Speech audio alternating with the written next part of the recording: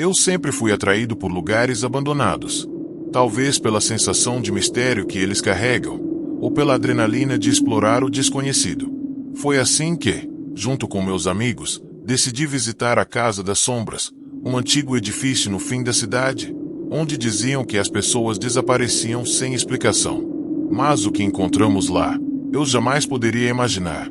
Era uma noite fria de outono quando decidimos que seria o momento perfeito para explorar a Casa das Sombras, como nós chamávamos. O prédio havia sido fechado há décadas depois que vários moradores da cidade simplesmente desapareceram. Não tínhamos medo. Na verdade, estávamos ansiosos para descobrir mais sobre o lugar e talvez encontrar algo interessante para filmar. Como sempre, a excitação nos cegava para o perigo iminente. Quando entramos, a porta rangia e a poeira tomava conta de tudo. O cheiro de mofo era inconfundível. Meus amigos estavam um pouco mais atrás, conversando e rindo, mas eu já estava começando a me sentir desconfortável. Algo no ar parecia errado, como se a casa estivesse nos observando. O vento que soprava do lado de fora fazia as janelas tremerem. Em alguns momentos, parecia até que estavam sussurrando algo que não conseguia entender. Andamos pelo corredor principal e encontramos uma porta que estava entreaberta. Ao empurrá-la, a visão de um quarto vazio com símbolos estranhos nas paredes me fez tremer. Os símbolos eram como uma mistura de runas antigas e desenhos grotescos, algo que parecia ter sido pintado com sangue. De repente, meu celular apitou. Uma mensagem de um amigo que não estava ali, dizendo apenas: "Saia daí agora." Rimos disso, mas não demorou muito para que o ambiente se tornasse ainda mais pesado. O vento aumentou, mas de uma forma diferente, como se estivesse vindo de dentro da casa. O som começou a ficar mais claro. Sussurros, quase inaudíveis, mas familiares, como se fossem nossos nomes sendo chamados. Decidimos sair, mas, quando fomos até a porta, ela estava trancada. Foi então que as luzes começaram a piscar. Uma sombra negra passou rapidamente pelo corredor. Meus amigos começaram a gritar, mas o som parecia abafado, como se o ar estivesse mais denso. Eu tentava abrir a porta, mas o trinco não se movia. Uma sensação de pânico tomou conta de mim quando percebi que algo nos havia cercado, algo que não queria que saíssemos. As sombras começaram a tomar forma, como figuras humanas que surgiam e desapareciam entre os corredores. Eles sussurravam nossos segredos, nossos medos mais profundos. Eu ouvi meu nome ser chamado de novo, mas dessa vez era diferente. Era uma voz que vinha de dentro da minha mente. Algo estava tentando me pegar. Quando finalmente conseguimos abrir a porta, a casa estava deserta. Ou pelo menos era o que parecia. Não éramos mais os mesmos ao sairmos daquele lugar. Algo havia ficado dentro de nós. Desde aquela noite, não conseguimos mais dormir sem ouvir os sussurros, e as sombras nunca se foram. Relatos 2 depois que minha irmã desapareceu de forma inexplicável, eu sabia que algo muito mais sinistro estava acontecendo. Todos na cidade diziam que ela havia sido levada pelo Poço do Abismo, um local conhecido pelas suas histórias macabras. Quando fui investigar, descobri que o poço não era apenas um simples buraco na terra, mas um portal para algo que eu não deveria entender. Eu sabia que minha irmã não iria embora sem deixar um rastro. Cláudia não era do tipo que desapareceria sem explicação. Então, após meses sem notícias, eu fui até a velha cidade onde ela havia sido vista pela última vez. Todos falavam do Poço do Abismo, um lugar nas montanhas que ninguém jamais deveria se aproximar. Mas eu estava determinado. Se fosse necessário, eu iria até o fim. Cheguei ao vilarejo e os moradores, ao me verem, começaram a me olhar com receio. Ninguém queria falar sobre o poço. Mas uma velha senhora, com os olhos tão cegos quanto sua mente, sussurrou uma história antiga. O poço não é só um poço, meu jovem. Ele é a porta para um outro mundo, onde os perdidos são levados para servir ao juiz. Aquelas palavras me arrepiaram até os ossos, mas eu não podia desistir. Fui até o local indicado, e o poço estava ali, como uma boca escura pronta para engolir tudo. Ninguém sabia o que havia no fundo. Mesmo assim, desci por uma corda velha. O silêncio era absoluto, e o som da minha respiração parecia ecoar por toda a terra. Quando cheguei ao fundo, O que vi não fazia sentido algum. O poço não terminava. Era um túnel, uma dimensão paralela. Eu sabia que não estava mais no mundo que conhecia. Ao caminhar por aquele túnel sombrio, as vozes começaram a me cercar. Vozes de gente perdida, pessoas que haviam desaparecido há anos, tentando me avisar. Então eu vi, no fim do túnel, uma enorme caverna iluminada por uma luz fantasmagórica. Lá, estavam as almas perdidas, incluindo minha irmã. Ela estava lá, mas não era a minha Cláudia. Seus olhos estavam vazios, e ela parecia estar presa, prisioneira de algo maior. Antes que eu pudesse fazer qualquer coisa, uma sombra escura surgiu atrás de mim.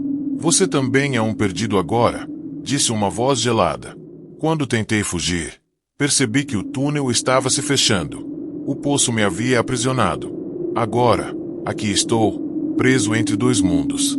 Minha irmã está em algum lugar. Talvez já tenha se tornado uma dessas almas. Mas não importa. Agora eu sou o perdido. Relatos 3. Fui atraído por um rumor antigo.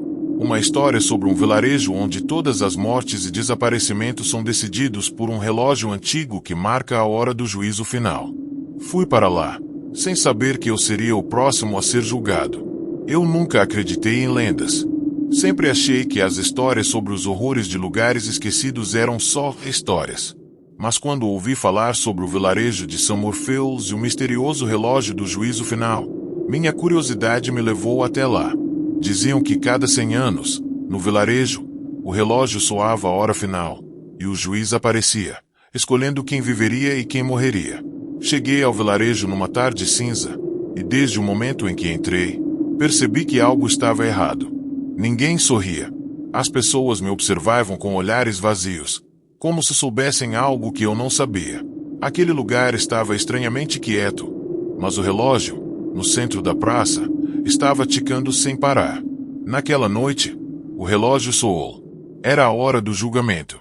Ouvi o som do tic-tac como se estivesse batendo dentro da minha cabeça. Então o juiz apareceu. Ele era uma figura escura, com olhos vermelhos, e seu rosto coberto por uma máscara de ferro. Ele me olhou, e soube naquele momento. Eu era o escolhido. Ele me levou até o centro da praça, onde uma enorme bancada estava montada. O juiz começou a me julgar, revivendo cada erro, cada momento de culpa da minha vida. Eu via as cenas como se estivessem acontecendo novamente, imagens do meu passado que eu preferia esquecer. E, enquanto o relógio continuava a soar, a decisão era tomada. Eu sabia que, se o juiz decidisse que eu era culpado, não haveria escapatória. A cidade toda era uma prisão. Mesmo agora, posso ouvir o tic-tac incessante do relógio, como se o julgamento estivesse apenas começando. E, ao fundo, vejo os olhos do juiz, esperando minha resposta. A velha lenda do vilarejo falava sobre uma melodia estranha que surgia durante a noite, vinda das profundezas da terra. Aqueles que ouviam essa canção nunca mais retornavam. Eu fui atrás da origem dessa música, e agora sei que algumas lendas não devem ser desvendadas. Eu sempre fui cético em relação a histórias e lendas locais, mas algo na história da canção do abismo me incomodava profundamente. Sempre ouvi os mais velhos falar sobre uma melodia que emana de um buraco no meio da floresta. Aqueles que ousavam se aproximar da fonte dessa música nunca mais eram vistos. A lenda dizia que essa canção era uma chamada, um convite para entrar no abismo. Um dia, em uma noite de lua cheia, decidi que não poderia mais ignorar essa história. Peguei minha mochila, uma lanterna e fui em direção à floresta. O silêncio era absoluto, exceto por aquele som distante, suave, quase hipnótico. Quanto mais me aproximava, mais essa música ficava clara, como se estivesse tocando diretamente dentro da minha cabeça. Eu segui o som, sem saber exatamente o que esperava encontrar. Depois de horas caminhando, cheguei a um claro estranho no meio da floresta, onde o som da melodia era insuportável. No centro, havia um poço profundo, cercado por velhas árvores. A música parecia sair de dentro do poço. Fiquei ali, hipnotizado, ouvindo a melodia que parecia me chamar, como se estivesse sendo puxado para o fundo. Naquele momento, o medo se misturou com a curiosidade. Decidi descer até o fundo do poço, usando uma corda que havia levado. Conforme descia, a música ficava mais alta, mais clara. Quando finalmente cheguei lá embaixo, o que vi não era um buraco comum. Era uma caverna gigantesca, iluminada por uma luz azul viva que emanava de algo no centro. No meio da caverna, uma figura estava deitada, quase como um esqueleto, tocando uma flauta de osso. A figura era mortalmente bela, mas seus olhos estavam vazios, como se a própria alma já tivesse sido consumida. Ela olhou para mim e sorriu, mas não era um sorriso humano.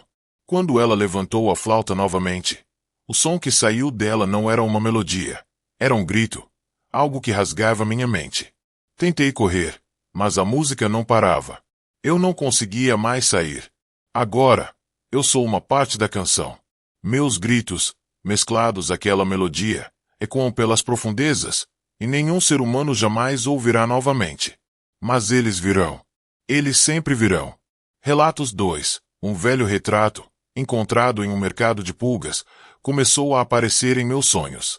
Ele retratava uma figura sombria, com um olhar profundo e vazio.